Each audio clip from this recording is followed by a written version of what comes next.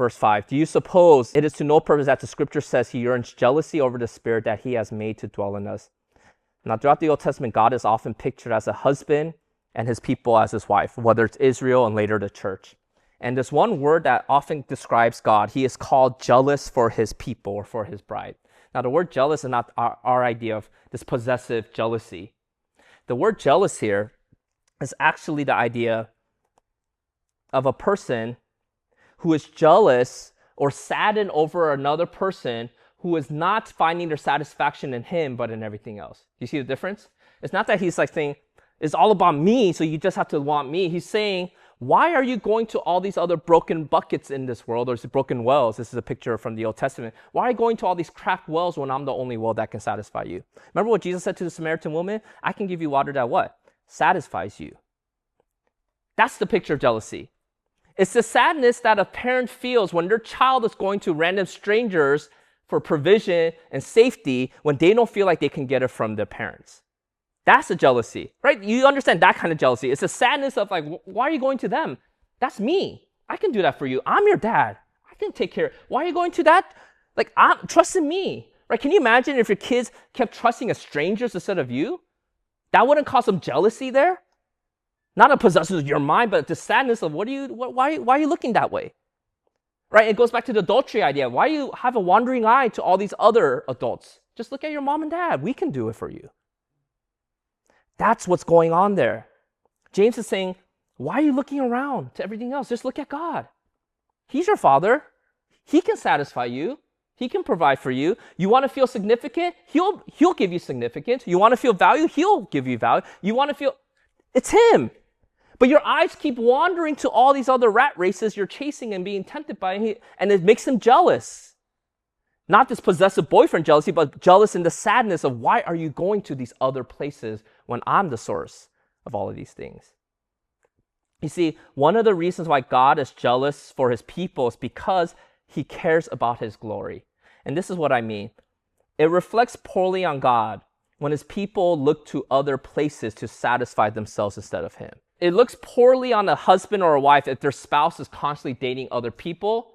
And it looks poorly on them, not in the sense that you say it's their fault, but it's like, wow, you must be a horrible husband if your wife feels like she needs 100 other guys to satisfy her except for you. Do you see that picture? That's the idea. Why are you going to all these idols? I guess your God isn't really as great as you say he is. Because why do you need this idol and this idol and this idol and this idol as well? That was Yahweh's jealousy throughout the Old Testament has to do with his care about his name. Like Psalm 23, the Lord is my shepherd, I shall not want. He will guide me in green pastures for his name's sake. You know why God is guiding you and protecting you? It's, as much as he loves you, it's not really about you. It's his reputation on the line. You know why he holds his promises with Israel? It's not because Israel has repented and showed holiness. It's his glory's on the line. He's saying, if I made a promise to Abraham, you think I'm going to change my promise because you became evil kings later? Do you see what I'm saying? God's reputation matters to him more than anything else. So for his reputation, he's not going to be unfaithful to you. For his reputation, he's going to be jealous over you. Hey, stop going to that, come to me. Stop going to that, come to me. I can satisfy you. It's his reputation that he cares about. And so the reoccurring problem of our desires is that we don't respond to God in a way that he deserves. We fight with other people because we were fighting with God. We're fighting with God because we're not content with what God has given to us. And ultimately, it's because we're not content with God himself. And the way to solve this problem is that we are not responding to God the way he deserves. So he tells us this is how you should be responding to God instead. And this leads to the response to God's grace. Look at verse 6. God opposes the proud, but gives grace to the humble. Therefore, submit yourselves, therefore, to God. So the first response to God's grace is to submit. Instead of fighting for your, what you want, fighting other people, he says submit. Now, submit to what? Submit to God's authority. That is another way of explaining humility, by the way. What does it mean to be humble? It doesn't mean that you think less of yourself. It doesn't mean to be weak. It doesn't mean to be passive. A humble person is someone who's fully submitted to God's authority. God is the one who has the right. God is in control. God is right. It's that idea of submitting to God. So how does that look? So James is going to give a list of commands in verses 7 to 10 that will illustrate what submission looks like. So there's only one command in verses 7 through 10, submit.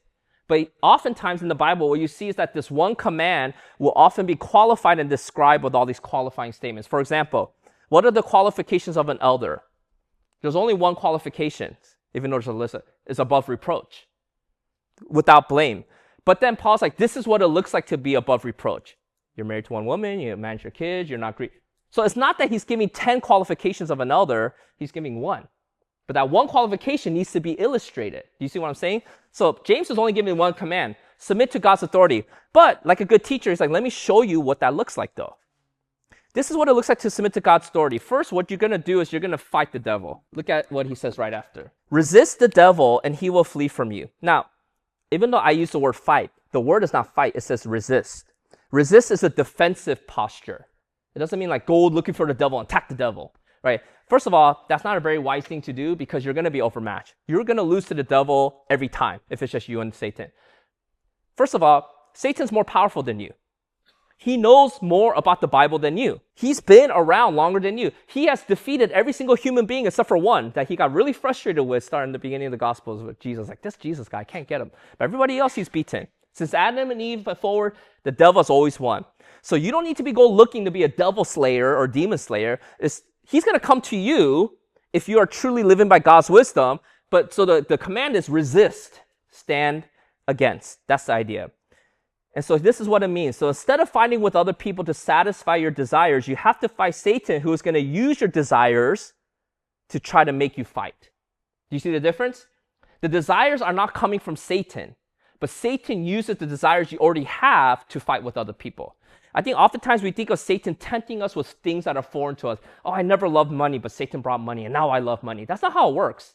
If you never love money, he cannot tempt you with money. He doesn't bring a foreign desire to you. He knows your heart. He studies like, that's the desire. That's the epi desire you have.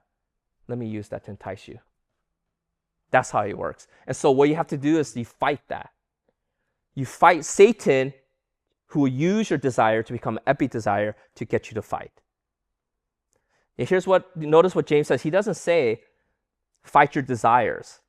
He says, resist the devil. Because it will be a fruitless fight to fight your desires because your desires are a part of you.